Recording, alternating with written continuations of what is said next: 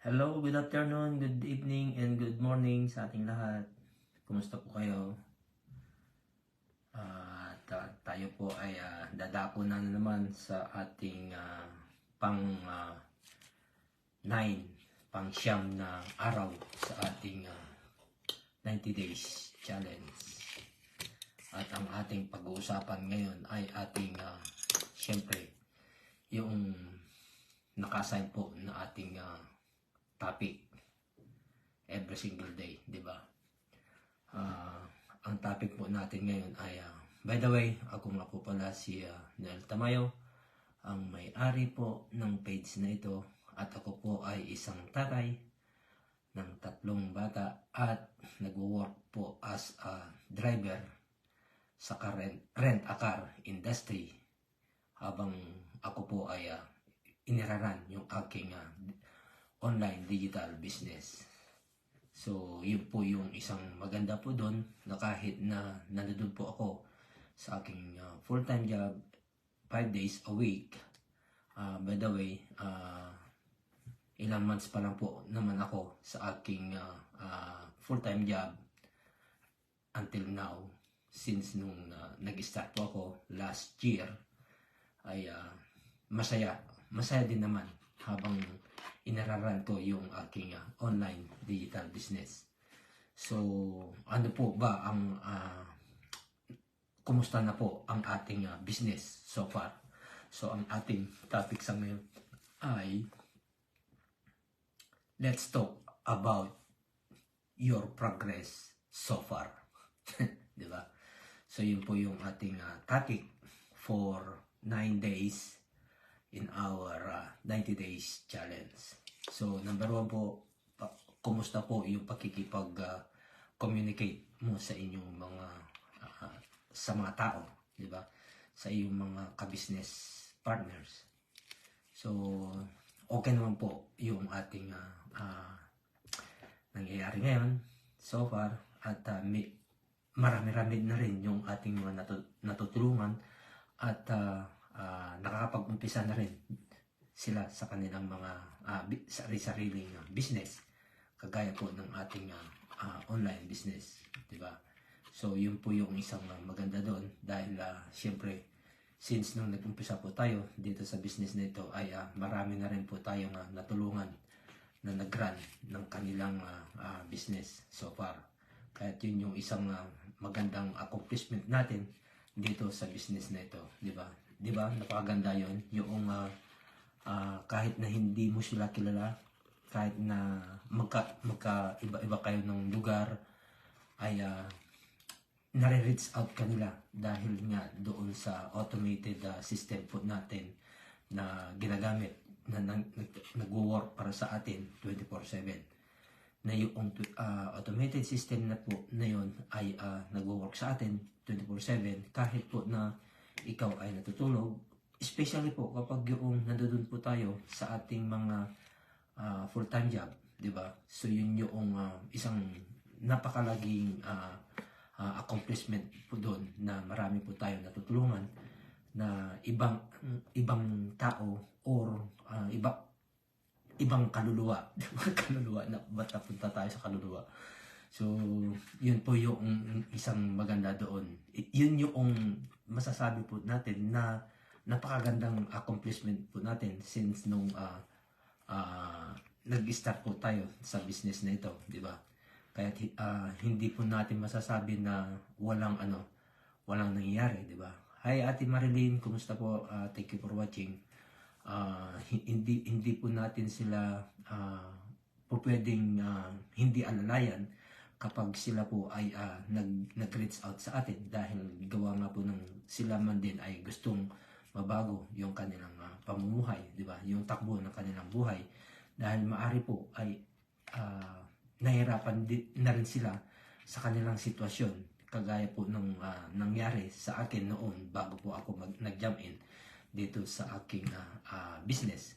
So, kung hindi niyo po nalalaman ay noong bago po ako nag-jump in dito sa business na ito ay nag-work po ako as cleaners sa aming airport ng it's about 12 years since noong dumating po kami dito. So kaya naghanap po ako ng ibang pagkakitaan na yung hindi mo kailangan i-babysit, di ba?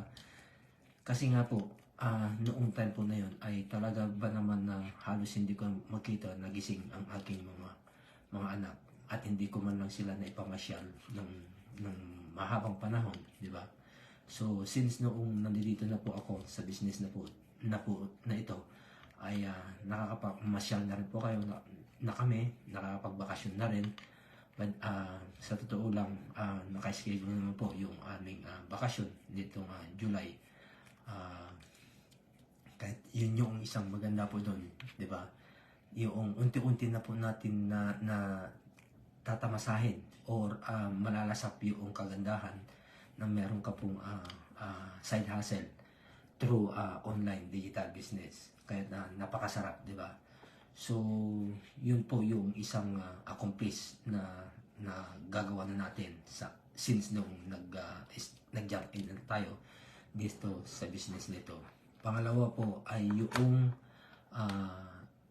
meron ka ng time freedom, di ba? Yung kahit nasabihin mo po na meron ka pa rin full-time job ay hindi pa rin nawawala yung talagang hindi pa natin masasabi na 100% na yung nakukuha natin na time freedom at saka yung financial freedom, pero kahit ganun pa man ay doon na po tayo papunta sa freedom na yon, di ba? At least inumpisahan na po natin yung ganoong sitwasyon or yung pagbabago ng ating buhay.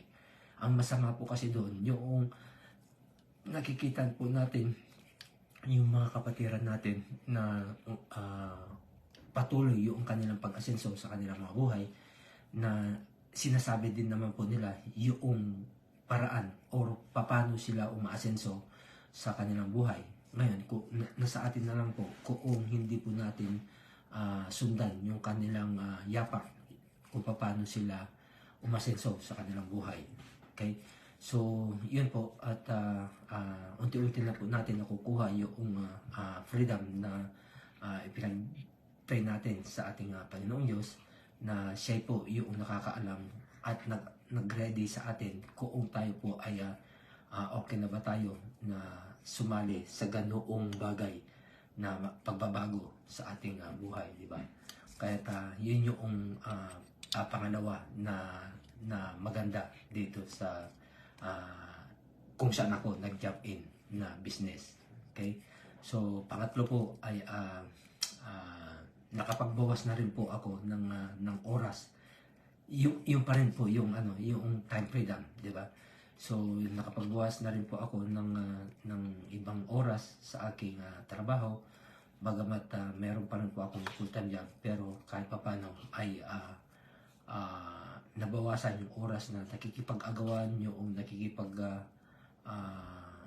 paligsahan doon sa pagkatapos ng full-time job mo ng 5 to 10 hours every day, and then lilipat ka na naman doon sa panibagong mong kumpanya, panibagong or another door para sa ganun ay kumita ka pa ng extra, di ba? So, kung gusto mo lang din naman ng extra, bakit na hindi mo na lang gawin yung ganitong bagay na pagkakakitaan habang ikaw ay nasa loob ka na ng bahay, nakasama mo ang iyong pamilya, lalo-lalo na ang iyong mga anak, di ba? So, yun po yung isang napakaganda doon at nakuha mo na yung freedom, di ba? Kahit na hindi pa po 100%, pero masasabi po na natin na 80% na po yung nakukuha natin doon sa freedom na yun. Yung dalawang freedom na yun. Yung financial at saka yung time freedom. Di ba? Magagawa mo na lahat yung gusto mo kapag yung talagang gusto mong magbakasyon, yung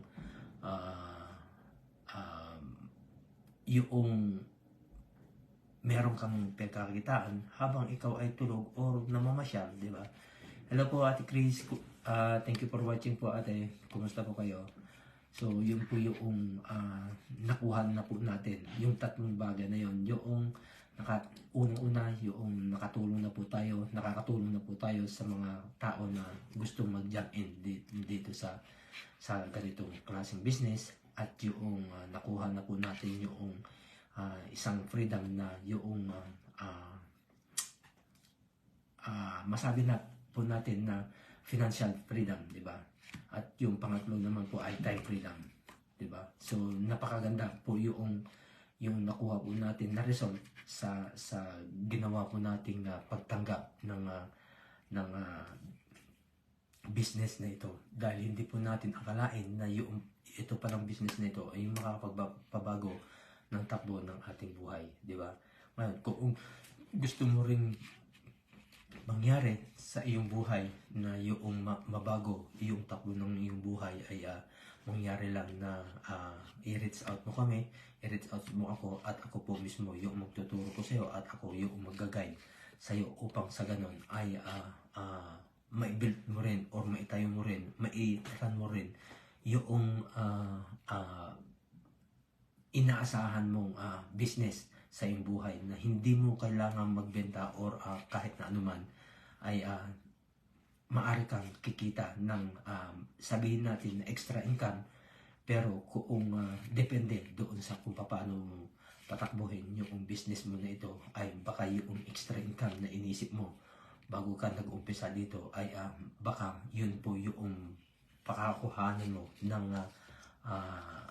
massive income, di ba? So hindi natin masasabi kung magkakano yung kikitain mo per salary dito po sa business nito. Depende po kung paano mo siya patakbuhin yung sarili mong business, kagaya po nito. Kaya nagpapasalamat po ako na nakapag-jump in na po ako dito sa business nito, dahil kahit paano ay nakukuha ko na po yung unti-unting pagbabago ng aming buhay, yung aking buhay, at lalo-lalo na yung sa mga pamilya ko, yung sa mga anak ko, nadadala ko na sila sa kung saan nila gustong pumunta, diba? Hindi yung kagaya noong una na talaga ba naman na pag alis ko ng bahay ay tulog pa yung aking mga anak, pagdating ko ay tulog pa rin, kasi nga po aalis ka ng bahay, madilim pa, madaling araw pa lang, aalis ka na, siyempre tulog pa mga bata, dahil medyo tanghalan na rin naman yung pagbubukas ng school, di ba? Pero pagdating mo naman sa gabi, mga tulog pa na naman yung iyong mga anak. So halos hindi mo na sila nakakausap, hindi ko na sila nakakausap nung time na yan, sa loob ng sabihin natin 10 years. So ang tagal na yun, ang tagal na nangyari sa buhay namin, di ba? Kaya hindi po namin alam kung paano po mamasyal sa ibang lugar, kahit na kapitbahay po namin, hindi po namin kilala or hindi man lang namin mapuntahan, dahil magkakaiba po nga po yung aming schedule, dahil nga po ako ay talagang nakatutok po yung aking buhay sa aking pagtatrabaho doon sa full time, at saka dalawa pa pong part-time job. So yun po yung isang maganda na napalitan po yung time na yon, yung nakuha ko po yung freedom na gusto ko, yung makapagtrabaho na contain na lang yung oras, bagamat meron po ako iniraran na business na habang ako ay nandoon sa aking full-time job, at saka kahit na natutulog man ako o kasama ko yung mga anak ko na namamasyal sa kung saan man, ay maaring kumikita pa rin po ako. Hindi ko po inaalala na baka mamaya pag nasobrahan yung aking pagbabakasyon, ay bigla na lang po akong hindi papasukin ng aking kumpanya, dahil nga po sobra na yung aking bakasyon, di ba? So hindi na po ako magiging worry doon, dahil meron na po akong side hustle na maaari ko po full time anuman ang mangyari, di ba? So yun po yung isang napakaganda talaga doon na nangyari sa aming buhay. Okay, so yun po yung ating topic ngayon sa araw na to, Martes, at ang date po natin nakalimutan ko na naman. Basta ang alam ko po ay pang 9 days for 90 days challenge sa araw na ito, Tuesday. At by the way po, meron po kami magaganap na ating, by the way, on the way na po, at 2 minutes na lang, at mag-uumpisa na po yung ating online workshop, online sa ating webinar. So, mangyari lang po na kung gusto niyo pong mapanood ang replay, dahil kung gusto niyo naman pong humabol pa sa ating live sa ngayon, ay mangyari lang na ilagay niyo lang po yung inyong mga pangalan dyan sa baba, at inyong email address, at doon ko ipapadala yung link para sa ganun ay mapanood niyo yung live at replay. Kahit saan man kayo magpunta ay ma-access ninyo yung replay kung hindi nyo makuha yung live webinar ngayong araw. So, 7 p.m. CST time, Central Time. So, yun po yung ating schedule sa ating online webinar sa ngayong araw, Tuesday. Okay? So, salamat po sa inyong panonood, at salamat sa pag-tune in ninyo sa lahat ng mga nanonood sa ngayon. Ay sana po ay meron po kayong napulot na aral sa ating topic sa araw na ito, Tuesday, 9 days for our 90 days challenge. So, bye for now. Thank you very much. God bless.